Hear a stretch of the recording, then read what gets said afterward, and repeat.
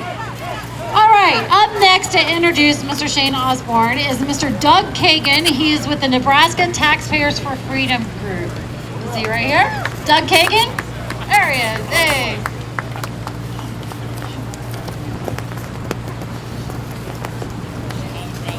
Thank you very much. Thank you all for coming on this rainy day.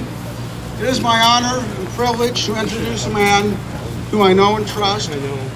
A man who not only is a recognized war hero, but also our state treasurer, who won a national award for starting a transparency website so that taxpayers in Nebraska can know where every state penny is spent.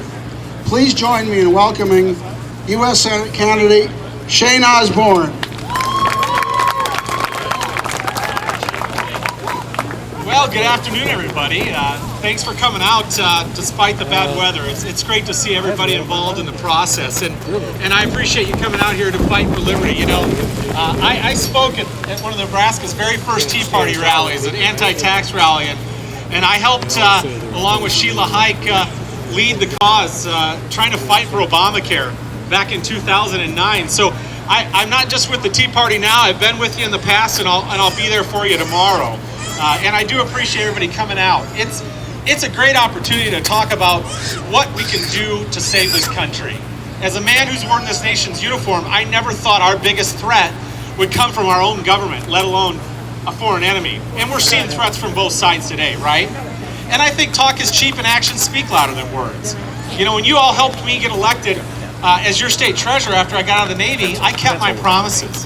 How many times have you heard a Republican say they're a fiscal conservative? How many of them have actually shrunk government? I have. I've shrunk government nearly 12% in the treasurer's office. I reduced the staff by over a quarter, but we made the office better and more efficient. So much so that we won the National Treasury Marquee Award, the top treasurer's office in the country, public or private. Transparency. We all know it's key to holding our elected officials accountable, right? You follow the money, you'll find the root of the evil. I brought transparency to Nebraskans in nebraskaspending.gov. For less than $40,000 and a lot of good college interns, we put our budget online. Can you imagine how good that would work out in Washington, D.C.? Nebraskans understand we don't spend money we don't have. Fiscal conservatism is something that's bred into us, and it's something that I'll do in Washington, D.C. I know how to get things done. Now, since then, I'm also a businessman. I think it's important we send more people out to Washington, D.C. that want to sign the front of a paycheck and not just the back of one. I have a wide variety of experiences. Look at what's going on in our country. We've only got about 2 combat veterans left in the United States Senate. I'd be the first post 9/11 combat veteran in the United States Senate. I'd be the first person that's actually shrunk government in the United States Senate. And I'd be one of the only few small businessmen in the United States Senate. So at the end of the day, as we work hard for the next 13 days to earn your votes, it's going to come down to a clear choice for Nebraskans. Do you want somebody that has proven it and proven that they're conservative, or do you just want really good speeches? So I'm working hard every day. 46,000 miles we put on the Suburban, driving around this big, beautiful state.